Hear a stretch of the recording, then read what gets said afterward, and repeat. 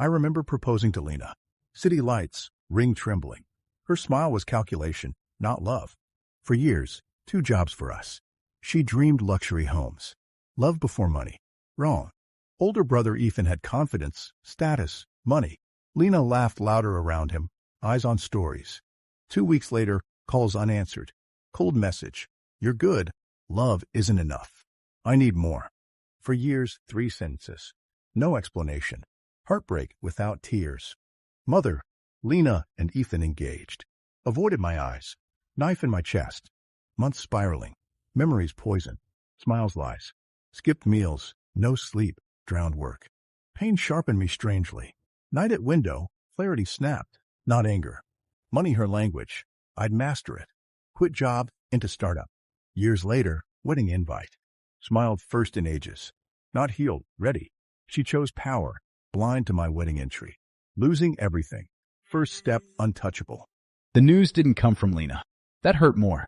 I heard it at a family gathering I hadn't wanted to attend, everyone pretending nothing wrong. Then I saw them enter together, confidently and comfortably, decision made. Lena avoided my eyes. I understood everything. Mother trembled introducing them. They're together now. 5 years erased by one word. Ethan said things just happened. Lena looked at me briefly, her eyes relieved, not apologetic. Later, I confronted her. Bluntly, she said, I was tired of waiting, dreaming small. Did she ever love me? She hesitated. That pause destroyed me. She talked security, stability, the life with Ethan. Love wasn't enough. The city felt louder, brighter, crueler. Something cold stirred beneath the pain. I didn't cry or beg. I understood clearly. She thought this was the end of my story. She was wrong. I disappeared without warning. No angry messages, no goodbye. Silence became my shield and strategy. They thought I was broken, half right. Beneath the surface, I sold the apartment Lena and I planned to decorate. I took a job overseas under a name Ethan never learned. I watched from afar. Ethan's world revolved around appearances, dinners, parties, gestures. Lena fit perfectly, elegant and demanding. She didn't see the strain. Ethan's confidence was loud, foundation thin. Rush deals, risks his boldness. I knew the cracks from those rooms. Months passed. My name faded from talk, freeing me. I learned power moves through patience, timing, information. Then the invitation arrived. Ethan's engagement announcement, curated to show who won. Lena's name beside his in gold. I smiled reading it. Not missing her, not revenge. But I understood what Lena never did. Power doesn't announce itself. It waits. The first time Ethan heard my name again, he didn't recognize it. It appeared on a contract his assistant slid across the table. An international partnership, fast-tracked, backed by quiet investors. The numbers were strong, too strong to ignore. Ethan skimmed the pages with confidence, smiling like a king approving tribute. Lena sat beside him, elegant as ever, fingers resting lightly on his arm. She loved moments like this, rooms where decisions felt important, where futures were shaped by signatures and champagne. They signed without hesitation. The deal moved quickly. Projects launched. Funds shifted. Ethan boasted to friends about how his influence was expanding globally. Lena posted carefully cropped photos, city skylines, luxury interiors, captions about new beginnings. What they didn't know was that every step forward brought them closer to me. I watched from behind glass walls and closed doors. I attended meetings under a different title, my presence understated, my voice measured. I listened more than I spoke. I learned where Ethan rushed, where he cut corners, where his confidence replaced caution. And slowly, I tightened the frame. The first disruption came quietly. A supplier delayed shipments. A regulatory approval stalled. Nothing dramatic, just enough friction to make Ethan impatient. He blamed staff. He blamed timing. He never blamed himself. Lena noticed the change before he did. The dinners became shorter. The jokes sharper. The confidence louder, as if volume could drown out uncertainty. She tried to reassure him, but her eyes lingered on spreadsheets longer than before. Then came the meeting, a joint conference, neutral ground, glass walls, long table, unfamiliar faces. Ethan arrived late, irritated, adjusting his suit like armor. Lena followed, composed but tense.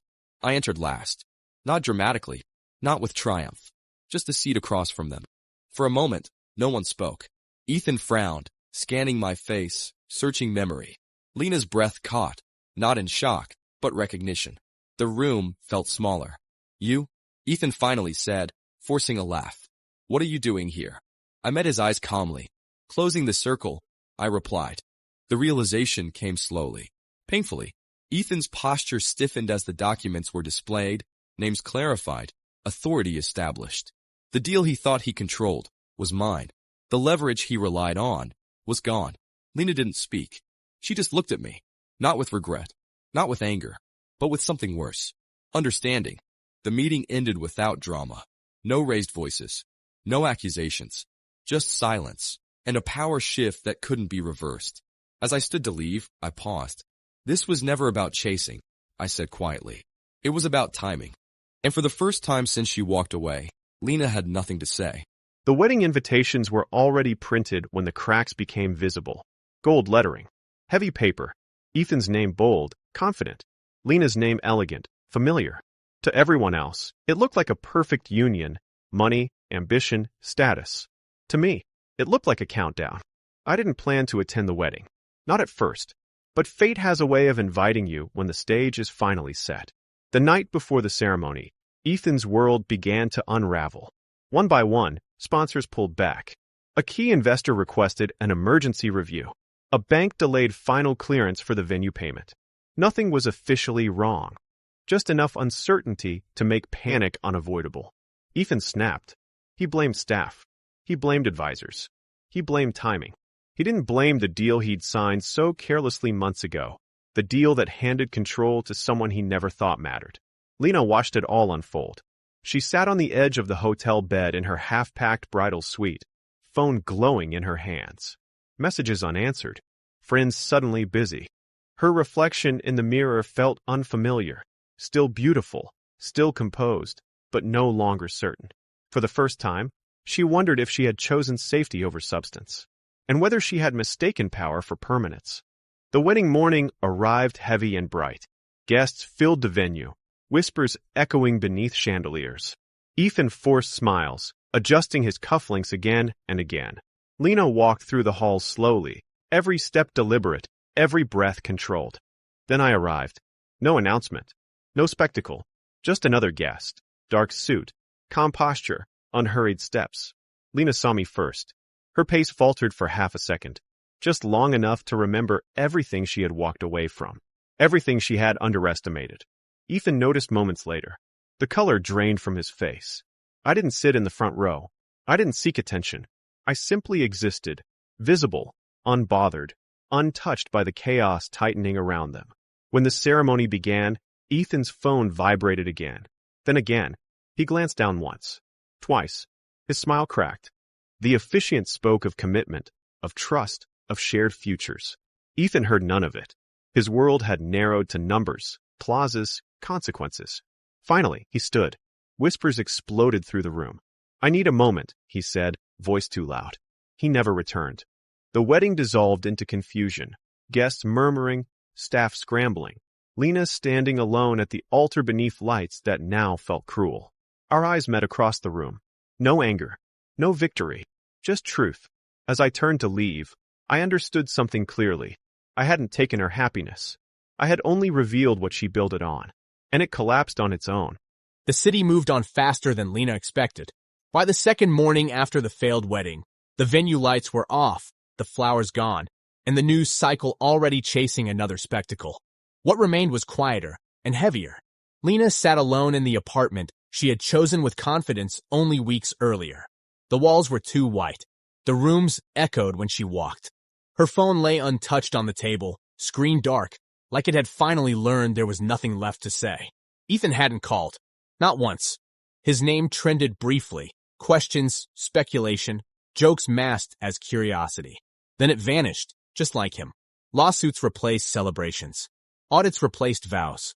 The man she had believed was untouchable had folded into himself the moment the illusion cracked. And I had walked away untouched. That truth haunted her more than the humiliation. She replayed our last conversation, the one she had ended so cleanly, so confidently. She remembered the way she'd spoken about security, about future, about not waiting for potential. She had never asked what I was building.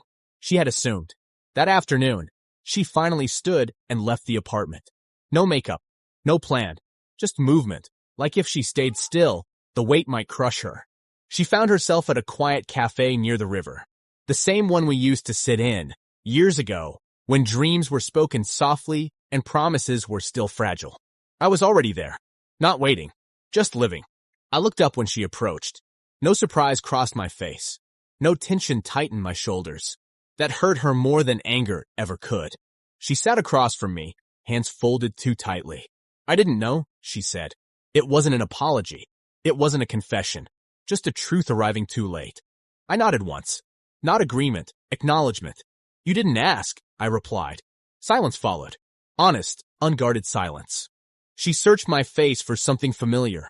Warmth, regret, longing. She found none of it.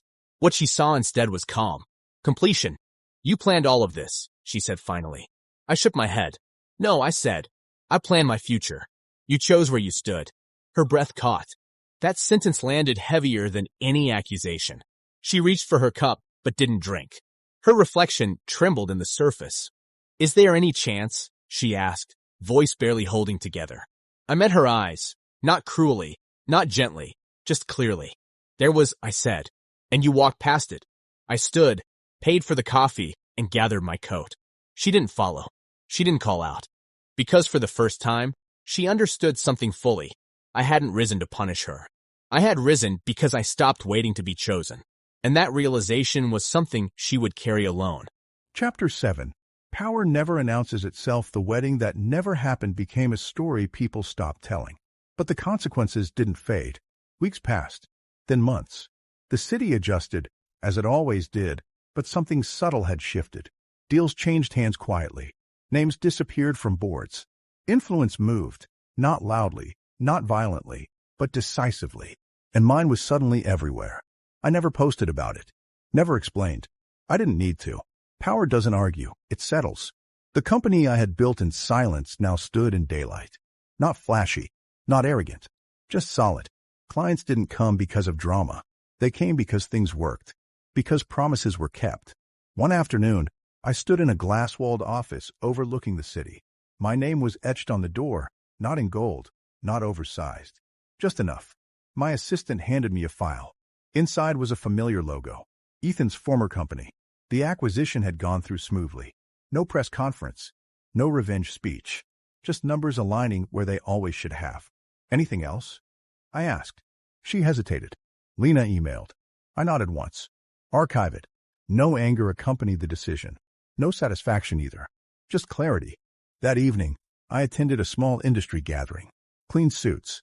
Soft laughter. Conversations that mattered. That's when I saw her. Lena stood near the back, holding a glass she hadn't touched. She wasn't dressed poorly, just differently. Less certainty, less performance. She didn't approach me this time. She watched as people greeted me with respect, not curiosity. As decisions paused until I spoke. As opportunities shifted subtly in my direction. For the first time, she saw the full picture. Not what I had become, but what I always was. Our eyes met briefly across the room. No pain passed between us. No longing. Just recognition. She smiled faintly. I returned it politely. Nothing more. Later that night, I stood alone on the balcony of my apartment, city lights stretching endlessly below. The noise was distant. The air was calm. I thought about the version of myself that once waited, who confused patience with loyalty, hope with love. That man had learned something important. Love that asks you to shrink isn't love. Ambition that requires permission isn't ambition. And power gained quietly lasts longer than power stolen loudly. I didn't win because she lost. I won because I stopped chasing validation from people who couldn't see my value. Somewhere behind me, the city kept moving. And for the first time in a long time, so did I, without looking back.